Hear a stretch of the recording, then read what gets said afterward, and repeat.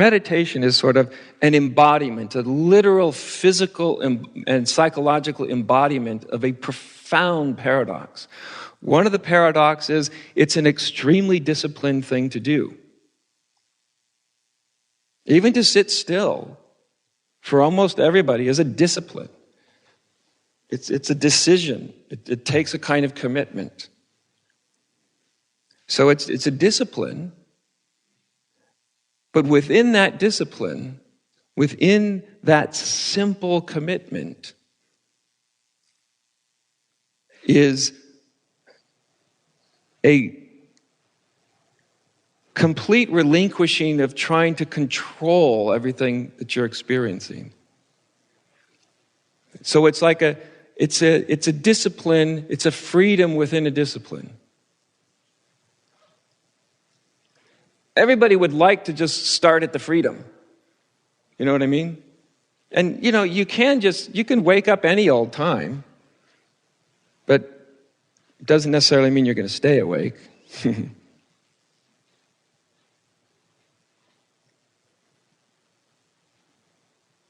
So there's the meditation, which is literally just allowing things to come together. And don't think that if it doesn't feel like things are coming together, that they're not coming together. And don't think that because everything feels harmonious and lovely, that everything's wonderfully has come together. There's no indication. One of the best retreats, probably the most best in the sense of productive retreats I ever did, was the first retreat I ever did at about 20 years old. Zen Sesshin, which is like, my mom called it Buddha boot camp.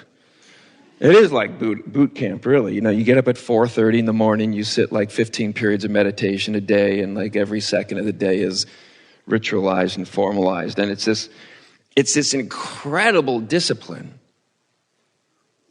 You're exercising this discipline.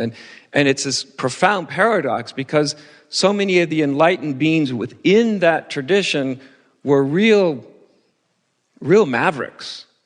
They were unconstrained human beings.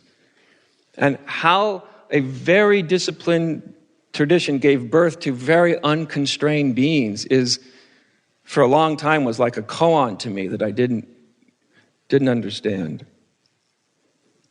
But the first retreat that I ever did, as I said, it was probably my most productive retreat, and it was absolutely hellish. So many of you, I've told this story several times, so I won't do the long version, just the very short version. But from the moment I sit down and heard the first bell, bong, 1 minute before I heard that bell, I was like a kid in a candy store. I was so thrilled to be there.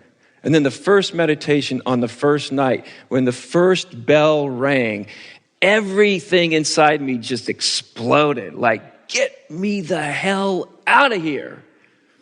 Talking about chaos. It was like a caged animal caught in a corner.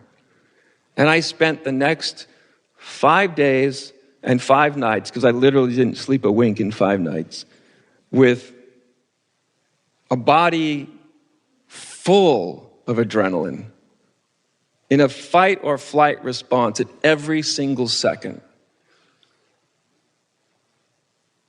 And I got through that retreat primarily with a simple mantra that I came up on about the second day, which is, I'll never, ever, ever, ever do this again. Never.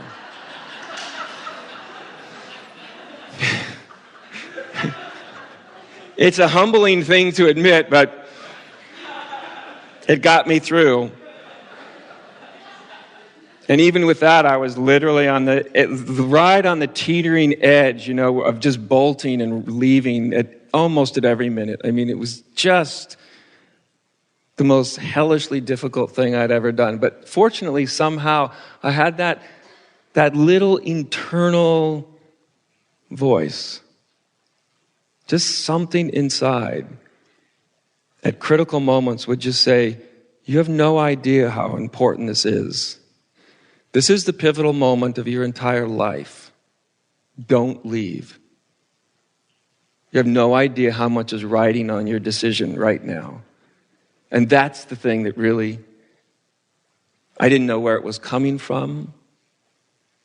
I didn't know what it meant. But it had the unmistakable signature of truth. I knew it was true. I knew that that was a pivotal moment in my life. And somehow I stayed. Now, I looked great. 15 periods of meditation, I didn't move an inch. You'd never know that World War III had broken out inside. I actually didn't know it, but I sat next to the teacher there at that Zen center, which is a place I went to for this retreat. Kwang, his wife, Laura, was sitting there right next to me. I didn't know it was his wife. I sat there, and after the retreat, she came up to me and said, "By God, you sat like a mountain." Of course, all I could think of was like, if you only knew. But I did do that commitment, because that's the one thing I could do. And so this whole retreat ensued, which didn't look like a productive retreat at all. It looked like anything but a productive retreat. It seemed almost like a complete waste of time and maybe a terrible idea. It wasn't until after that retreat, a few weeks after, months after, that I started to realize that something was happening underneath all that chaos at a level that was far, far from being conscious. That an immense amount of something of extraordinary significance, and that you could say was overwhelmingly positive, happened without me knowing it. I didn't know it till afterwards. And it was so deep and profound for me that I couldn't talk to anybody about that retreat for a good couple of years without, every time I'd even mention it, I'd just be in tears. Not grief or sadness, but just like when you, poignancy. That something happened that changed everything. And it was so deep that I couldn't even talk to people about it for a couple of years. So I like to, at times, tell you that story during retreats, because I know there's always people that are at retreats that are really struggling. And there's people at retreats that aren't struggling. I just want you to know that if you're really struggling, don't think your struggling has no value. There are things that happen inside of you when you're really struggling that can actually be much, much, much more important and transformative than when a retreat just seems to go the way you wanted it to go. And I would have never known it without having that retreat, right? It wasn't a great beginning to a future spiritual teacher.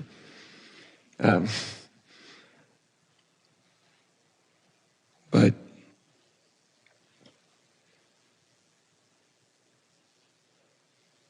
I suppose I was like a wild horse that needed to be broken in a good way.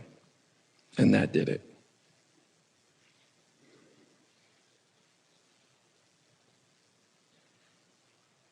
So a lot of this does take a kind of trust. Because sometimes you cannot feel the transformation that's happening at the moment that it's happening. Sometimes you do feel it at the exact instant it's happening. Sometimes you don't know it until days, weeks, or months later.